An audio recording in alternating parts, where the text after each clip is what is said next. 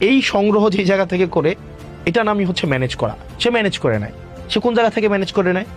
সে যে বাদী থাকে, বাদী থেকে ম্যানেজ করতে হয়, অথবা যে বিবাদী থাকে তার থেকে ম্যানেজ করতে হয়, সাক্ষী থেকে ম্যানেজ করতে হয়, তাকে বিভিন্ন প্রক্রিয়ায় সেই বিষয়গুলো ম্যানেজ করতে হয়।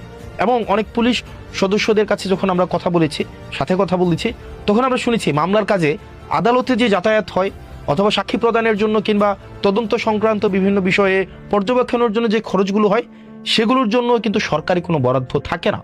ফলে এসব ব্যয়, প্রত্যেকটা ব্যয় এই তদন্ত কর্মকর্তাদের প্রত্যেকের নিজস্ব বেতন থেকে বহন করতে হয়। প্রশ্ন হলো, গুরুত্বপূর্ণ একটা প্রশ্ন, যে একজন সরকারি কর্মচারী কেন তার বেতন থেকে সরকারি কাজের জন্য, সে রাষ্ট্রের দায়িত্ব পালন করার জন্য সে অর্থের দায় বহন করবেন? আর বিশেষত কনস্টেবল, এএসআই বা এসআই, তাদের বেতনই বা কত? একটা এএসআই বা এসআই কয় টাকা বেতন পায়? এই সীমিত বেতনের মধ্যে